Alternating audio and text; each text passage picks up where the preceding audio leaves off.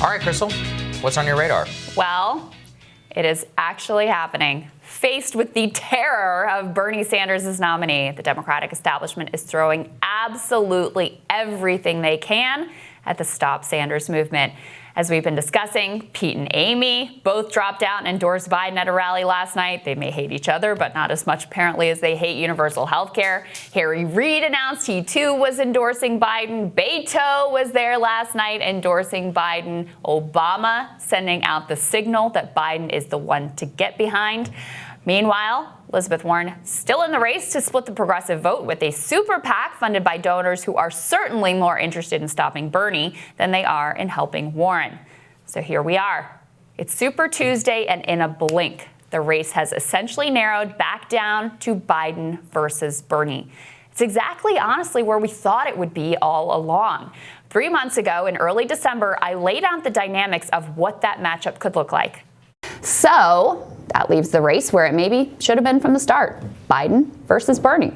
It's actually a pretty exciting state of affairs because these two men represent complete opposite ends of the ideological divide, two completely different explanations of the political moment that we are living through right now, two completely different theories of political change. It's democratic socialism versus neoliberalism. Trump is an aberration versus Trump is the symptom of a deep rot. Nothing is fundamentally going to change versus political revolution.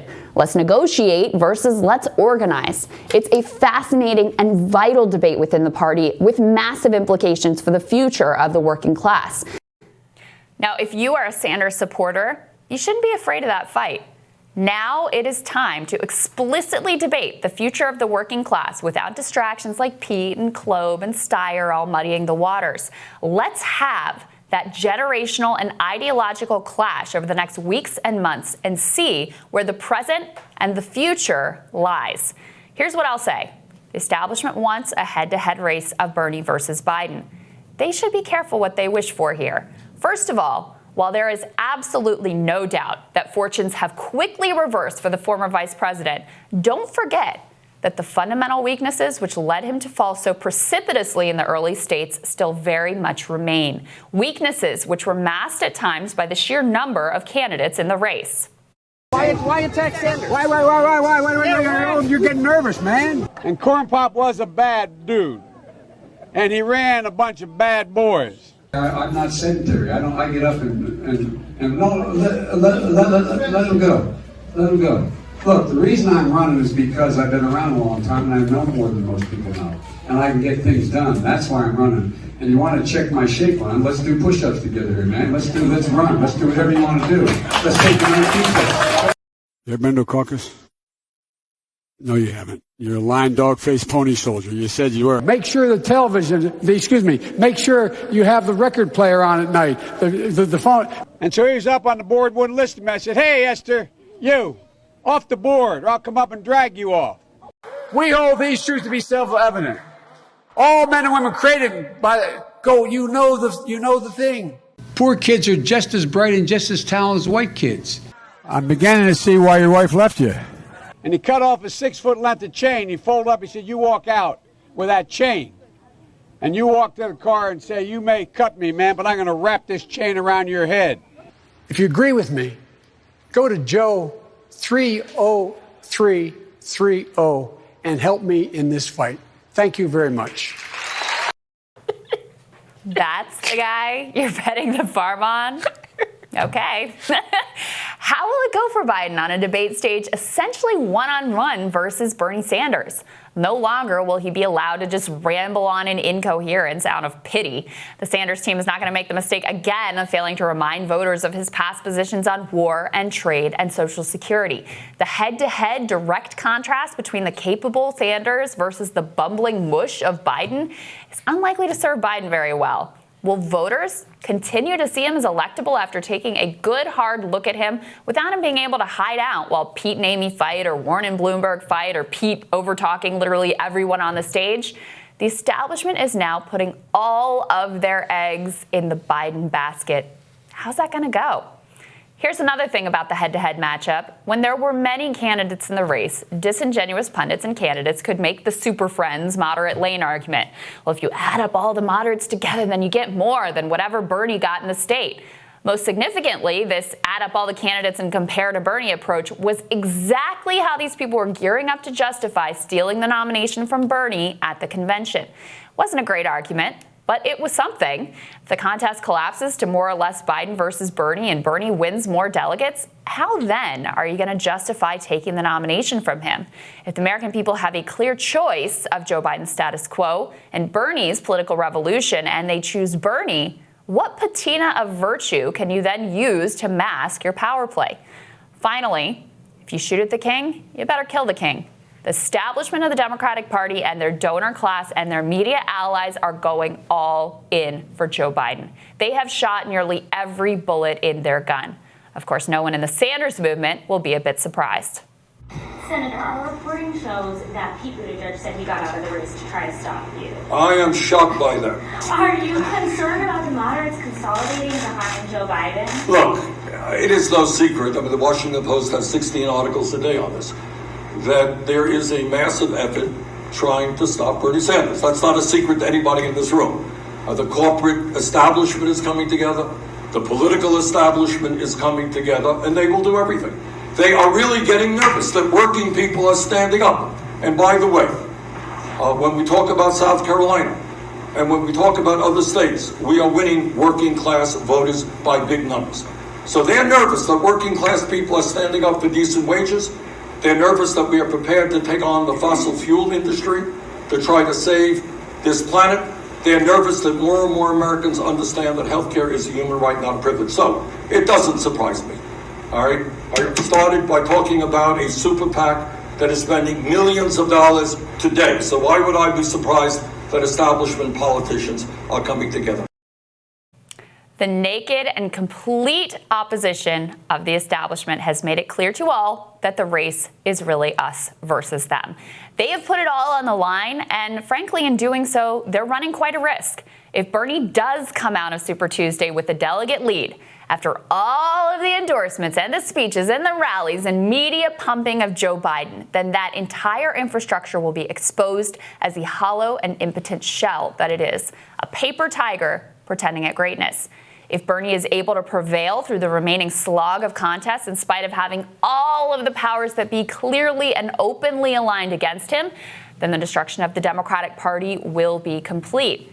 After all, how can it continue to stand after having been defeated by the one candidate that they stood against in united opposition? Now, let me be clear. There are no guarantees for either side in that battle. Decades of propaganda about how Democrats have to triangulate and pander to the center to win are not overcome overnight. We can see from the generational divide in this country where things are ultimately heading. What is less clear is whether we've had enough pain from neoliberal rot to have gotten us there yet. But if you believe in a politics of working class economic populism, you shouldn't be afraid of fighting that fight today, out in the open, clearly and directly, and letting the chips fall where they may.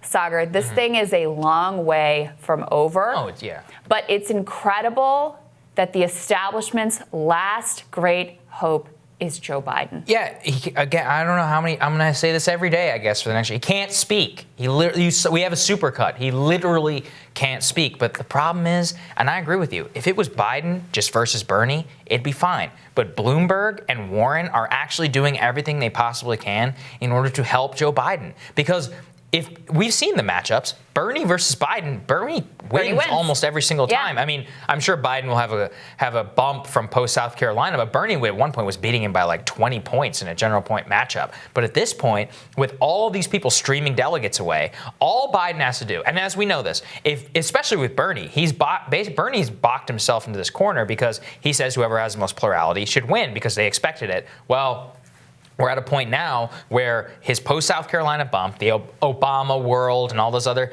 helping him out, and then Warren and Bloomberg streaming away delegates has made it so it's very plausible, 50-50 direct shot, that Biden gets the plurality of delegates going into the convention, and then it's over. It's Bernie's already said But here's the that thing. I don't agree that it was strategically a mistake because it never, no matter what, if Biden got the plurality, he's going to win. I mean, the party's going to line up behind him. But Elizabeth Warren's a totally cynical actor. She would jump on board. It's crazy. Et cetera, et cetera. The only chance Bernie has, I do think now that it's collapsing down to Bernie versus Biden, it makes it harder for the establishment to make the case for taking it away from Bernie if he does win the plurality. I think that becomes a harder case to make. But look, it's different than the Republican side because there isn't the same level of skepticism of the media, for one. There isn't the same quite level of skepticism of the Democratic establishment as there was with the Republican establishment. There is still a halo around Barack Obama, whereas with the Republicans,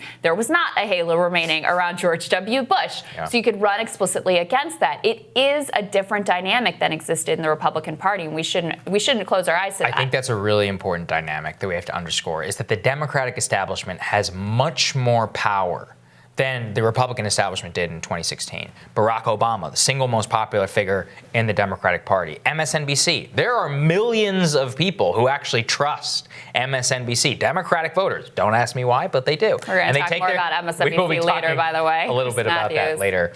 But it's these people have immense sway over huge swaths of their voters because a lot of people, and look, you can't fault them for this. They're basically like, look, my life was fine under Obama. I hate Trump. I just want him to go. He's like a singular threat. And so then they take their cues from the people who are touting that message, and they say the only way to get this done is to defeat Donald Trump is in order to vote for Joe Biden. And they cover up all of the problems with Joe. Hunter Biden, his corrupt dealings. I thought I wouldn't have to talk about this anymore, but it's like, fine, I've got the whole Rolodex. It's like, you want to play. Right now, Hunter is an artist in a $12,000 a month apartment or house in Bel Air, California, driving a Porsche while he owes child support. We can do this all day long, but they don't want to talk about it. They know that this is basically the biggest threat to their power that has ever manifested itself, and they actually have the chance. I mean, I thought for a bunch of people who can't even run a caucus that they wouldn't be able to do it, but they did. They really did. They got it together, and it sure looks like Barack Obama was the one who made the calls, who orchestrated it all at the very last second. And it may still be too late. We're going to find out a lot about that tonight. All right, Sagar, looking forward to your radar. That's next.